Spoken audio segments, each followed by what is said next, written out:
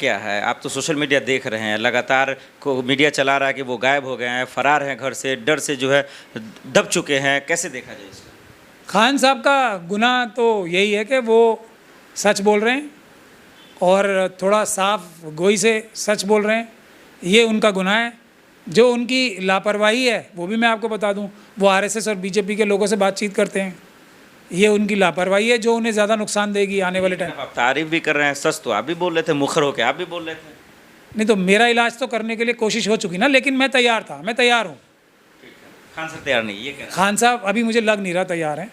मेरे ऊपर तो कौन सा ऐसा हथियार है जो आरएसएस और बीजेपी ने नहीं चलाया। जान से मारने की कोशिश मुझे हो चुकी, रेड्स कितनी बार हो चुकी हैं, एफआईआर कितनी करा चुके हैं, और क्या करेंगे।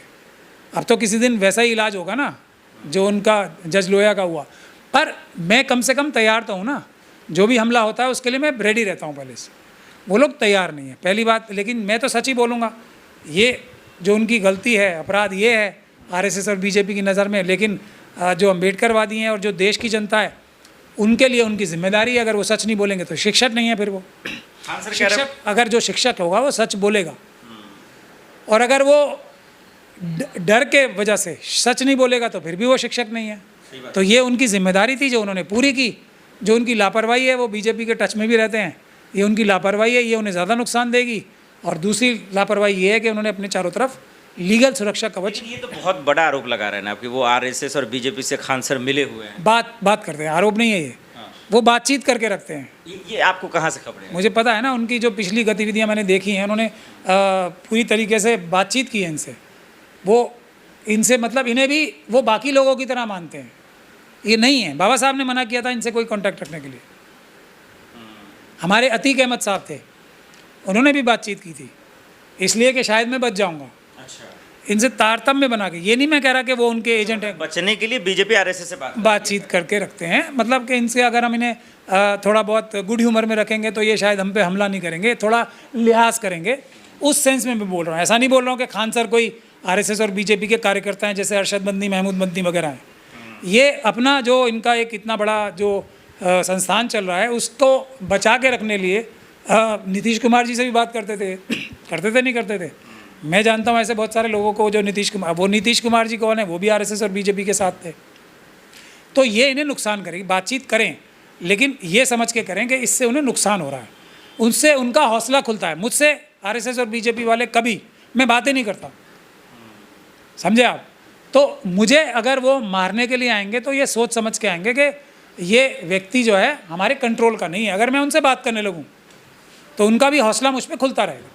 खान सर पे ये जोर दिया जा रहा है, मजहबी रुख दिया जा रहा है कि वो खान सर छोड़कर सब फैज़ल खान कर रहे हैं, अमन चोपड़ा, मनीष कश्यप, तमाम जितने भी मीडिया करें। इसको कैसे देखा जाए, इसका मतलब क्या निकाला जाए?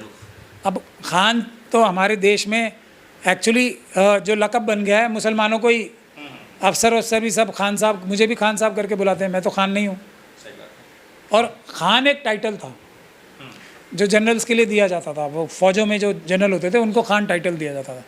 तो खान तो कोई भी हो सकता है, लेकिन आज की समझ में जो लक़ब है, जो कॉमन लैंग्वेज में तो मुस्लिम्स के लिए ही बोला जाता था। तो फैसल बोलें या नहीं बोलें, खान सर तो वो पहले भी थे ना।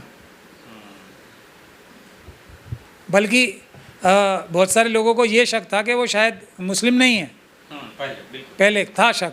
तो अब खान का नाम ही मुस्लिम है ना फिर तो, अभी आजकल के दौर में तो ये, मगर आरएसएस और बीजेपी जिस चीज़ को कर तो पता ही नहीं चलता था, और अब इस बात को जोर दिया जा रहा है कि भाई वो हिंदू है, वो मुस्लिम है, बार बार जोर दिया जा रहा है फैसल खान। 1 मिनट के वीडियो में अमन चोपड़ा 17 बार उनका नाम लेता है, वो भी फैसल खान है, खान सर नहीं। मैं तो कह रहा हूँ ना, अब खान सर और फैसल खान में कोई फ़र्क नहीं है। दूसरी बात ये, आरएसएस और बीजेपी के लोग की जो मानसिकता है ना, एक एकलव्य की कहानी है, आपको पता है। एक एकलव्य की जो कहानी का मैसेज है, जो अच्छा होता है ना उससे कम्पीट नहीं कर सकते, ये एक कॉन्सेप्ट है।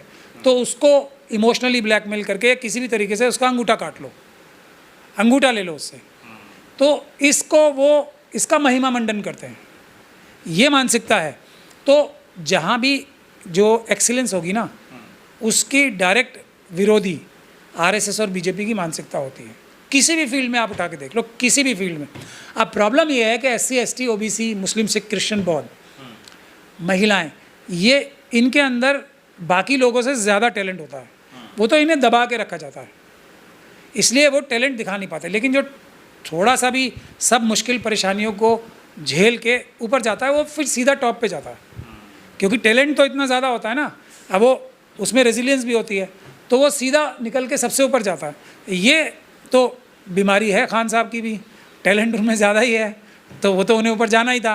अब इस व्यक्ति का, जैसे जो एकलव्य का मुकाबला तो कोई कर नहीं सकता, तो इसको कैसे ख़त्म करें?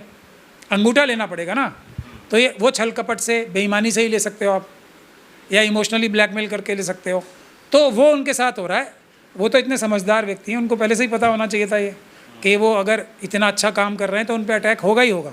इस वजह से नहीं कि अगर वो खान ना भी होते तब भी अटैक होता।